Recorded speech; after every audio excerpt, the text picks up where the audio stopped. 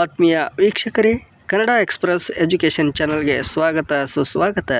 ಇವತ್ತಿನ ಒಂದು ವಿಷಯ, ಆದರ್ಶ ವಿಶ್ವವಿದ್ಯಾಲಯ ಪರೀಕ್ಷೆ ಬರೀತಕ್ಕಂಥ ಒಂದು ವಿದ್ಯಾರ್ಥಿಗಳಿಗೆ ಸಂಕೇತಗಳು, ಅವುಗಳ ಅರ್ಥ ಹಾಗೂ ಆಟಗಳ ಹೆಸರು, ಅವುಗಳ ಒಂದು ಆಟಗಾರರ ಸಂಖ್ಯೆ, ಒಂದು ತಂಡದಲ್ಲಿರ್ತಕ್ಕಂಥ ಆಟಗಾರರ ಸಂಖ್ಯೆ ಹಾಗೂ ಬುಡಕಟ್ಟು ಜನಾಂಗದ ಇರ್ತಕ್ಕಂಥ ಜಿಲ್ಲೆಗಳು ಹೆಸರನ್ನು ತಿಳಿಸ್ತಾ ಇದ್ದೀನಿ. ಮೊದಲಿಗೆ ಆಟಗಾರರ ಹೆಸರು ಅಥವಾ ಆಟಗಾರರ ಸಂಖ್ಯೆ ಅಂದರೆ, ಈ ಕ್ರಿಕೆಟ್ ತಂಡದಲ್ಲಿ ಎಷ್ಟು ಜನ ಅಂದರೆ 11 ಜನ ಇರ್ತಾರೆ. 11 ಜನ ಒಂದು ತಂಡದಲ್ಲಿರ್ತಕ್ಕಂಥ ಒಂದು ಆಟಗಾರರ ಸಂಖ್ಯೆ 11. ಹಾಗೆ ಹಾಕಿ ತಂಡ 11 ಜನರನ್ನು ಒಂದು ತಂಡದಲ್ಲಿ ಇರುತ್ತಾರೆ.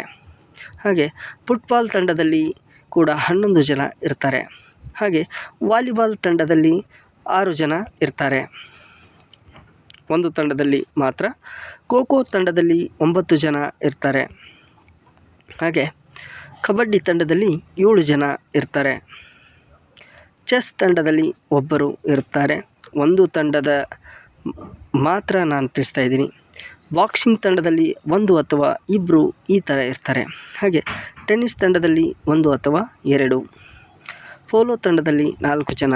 ನಿಮ್ಮ ಒಂದು ಆದರ್ಶ ಪರೀಕ್ಷೆಗೆ ಕೇಳ್ಬೋದು, ಕಬಡ್ಡಿ ತಂಡದಲ್ಲಿ ಎಷ್ಟು ಜನ ಇರ್ತಾರೆ, ಇಂಥ ಪ್ರಶ್ನೆಗಳನ್ನು ಕೇಳ್ತಾರೆ ಒಂದು ತಂಡದಲ್ಲಿ. ಆವಾಗ ಆನ್ಸರ್ 7 ಇರುತ್ತೆ. ಹೀಗೆ ಇವುಗಳನ್ನೆಲ್ಲ ನೋಟ್ ಮಾಡ್ಕೊಳ್ಳಿ ಅಂತ ಹೇಳ್ತಾ ಮುಂದಿನ ಒಂದು ಟಾಪಿಕನ್ನು ನೋಡೋಣ. ಇನ್ನು ಸಂಕೇತಗಳು, ಅವುಗಳ ಅರ್ಥ ಅಂತಕ್ಕಂಥ ಟಾಪಿಕ್ ಇದೆ.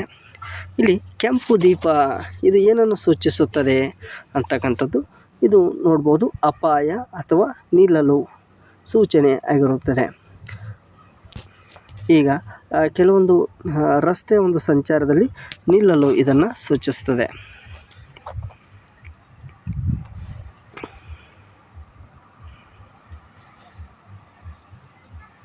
ಹಾಗೆ ಮುಂದೆ ನೋಡೋಣ. ಹಸಿರು ದೀಪ ಇದು ಏನನ್ನು ಸೂಚಿಸುತ್ತದೆ ಅಂತಕ್ಕಂಥದ್ದನ್ನು ಕೇಳಿದ್ದಾರೆ. ಅದು ಶಾಂತಿ ಅಥವಾ ಹೋಗುವ ಸೂಚನೆಯನ್ನು ಸೂಚಿಸುತ್ತದೆ. ಹಾಗೆ ಹಳದಿ ದೀಪ ದಾರಿ ಅಥವಾ ತೆರವಾಗುವುದು ಸೂಚನೆಯನ್ನು ಸೂಚಿಸುತ್ತದೆ. ಹಾಗೆ ಬಿಳಿ ಧ್ವಜ ಏನನ್ನು ಸೂಚಿಸುತ್ತದೆ ಅಂದರೆ ಶರಣಾಗತಿ ಅಂತ ಹೇಳಿ ಸೂಚಿಸುತ್ತದೆ. ಹಾಗೆ ಕಪ್ಪು ಧ್ವಜ ಪ್ರತಿಭಟನೆಯನ್ನು ಸೂಚಿಸುತ್ತದೆ. ಹಾಗೆ ಇನ್ನೊಂದು ಟಾಪಿಕ್ ಆಗಿದೆ, ಕರ್ನಾಟಕದಲ್ಲಿ ಕಂಡುಬರುವ ಬುಡಕಟ್ಟು ಜನಾಂಗಗಳ ಸಮುದಾಯ ಅಂತಕ್ಕಂಥದ್ದು. ಈಗ ನಮ್ಮ ಕೆಲವು ಜಿಲ್ಲೆಗಳಿಗೆ ಸಾಕಷ್ಟು ರೀತಿಯ ಬುಡಕಟ್ಟು ಜನಾಂಗಗಳು ಕಂಡುಬರ್ತವೆ. ಆದರೆ ನಾನು ಆದರ್ಶ ವಿಶ್ವವಿದ್ಯಾಲಯ ಒಂದು ಪರೀಕ್ಷೆಗೆ ಸಂಬಂಧಿಸಿದಂತೆ ಈ ಒಂದು ಪ್ರಶ್ನೆಗಳನ್ನು ಅಥವಾ ಎಕ್ಸ್ಪ್ಲೇನ್ ಕೂಡ ಮಾಡ್ತಾಯಿದ್ದೀನಿ. ಇಲ್ಲಿ ಮೈಸೂರು ಜಿಲ್ಲೆಯಲ್ಲಿ ಸೋಲಿಗರು ಅಂತಕ್ಕಂಥ ಒಂದು ಬುಡಕಟ್ಟು ಜನಾಂಗ ಕಂಡುಬರ್ತದೆ.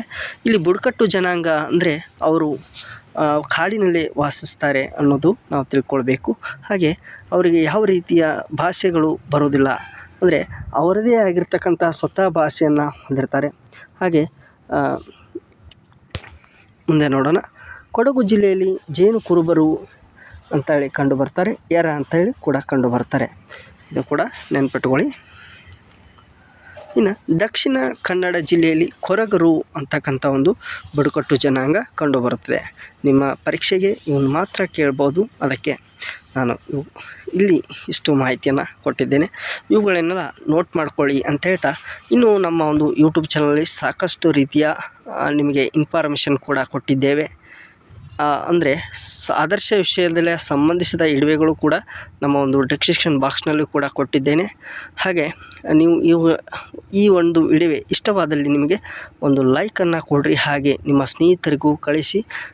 ಇಷ್ಟವಾದಲ್ಲಿ ಭಾರತದ ಅತಿ ಎತ್ತರವಾಗಿರ್ತಕ್ಕಂಥ ಶಿಖರ ಯಾವುದು ಅಂಥೇಳಿ ನೀವು ಒಂದು ಕಾಮೆಂಟ್ ಬಾಕ್ಸ್ನಲ್ಲಿ ಎತ್ತರವಾಗಿರ್ತಕ್ಕಂಥ ಶಿಖರ ಯಾವುದು ಅಂಥೇಳಿ ಅದನ್ನು ಕಮೆಂಟ್ ಮಾಡಿರಿ ಅಂತ ಹೇಳ್ತಾ ಈ ವಿಡಿಯೋನ ಮುಗಿಸ್ತಾ ಇದ್ದೀನಿ.